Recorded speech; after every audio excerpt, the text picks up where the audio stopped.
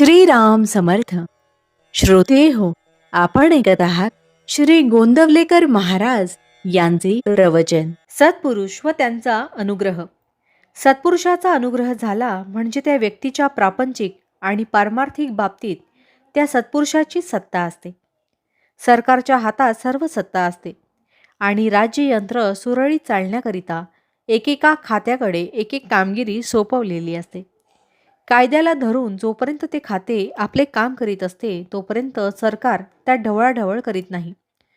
फक्त क्वचित प्रसंगी आणि विशेष कारणामुळेच हस्तक्षेप करून सरकार आपल्या सत्तेचा उपयोग करते आणि इच्छेप्रमाणे गोष्टी घडवून आणते. तोच नियम इथेही लागू आहे. प्रापंचिक बाबतीत प्रारब्ध हे एक खाते आहे.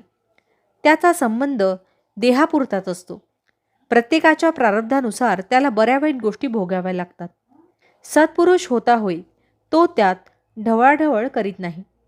फक्त व्यक्तीच्या कल्याणाकरिता जर जरूर असेल तर सत्पुरुष त्यात ढवळाढवळ करील, पण परमार्थाच्या बाबतीत त्याची सर्व सत्ता असते. आपण मात्र त्याने सांगितलेल्या साधनात राहून त्याला त्याची कामगिरी करण्यात अडथळा न येईल असे वागणे जरूर असते. हा अडथळा अनेक प्रकारचा असतो. एक म्हणजे त्यांनी सांगितलेल्या साधनाबद्दल शंका घेणे.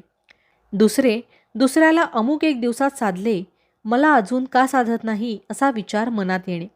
आणि तिसरे, सांगितलेल्या साधनापेक्षा काही अधिक किंवा कमी करण्याचा प्रयत्न करणे.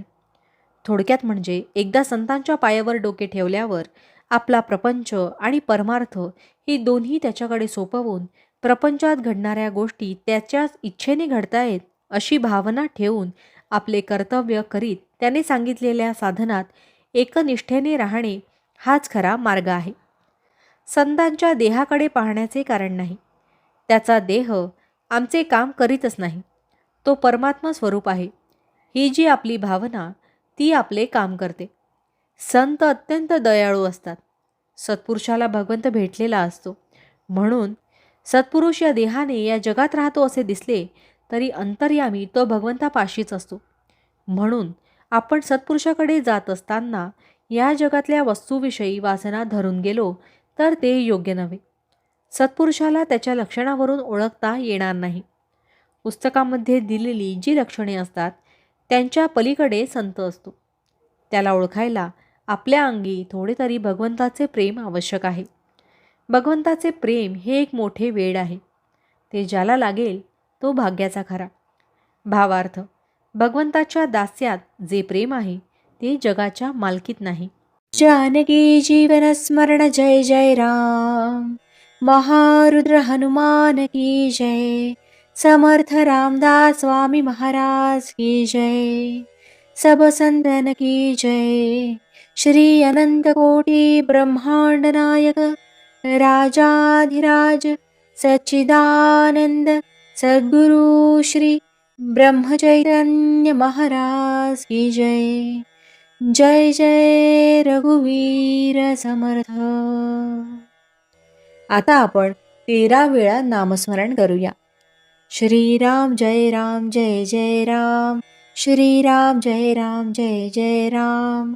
श्रीराम जय राम जय जय राम. श्रीराम जय राम जय जय राम. श्रीराम जय राम जय जय राम. श्रीराम जय राम जय जय राम. श्रीराम जय राम जय जय राम. श्रीराम जय राम जय जय राम. श्रीराम जय राम जय जय राम. श्रीराम जय राम जय जय राम. श्रीराम जय राम जय जय राम. श्रीराम जय राम जय जय राम. श्रीराम जय राम जय जय राम. जय श्रीराम.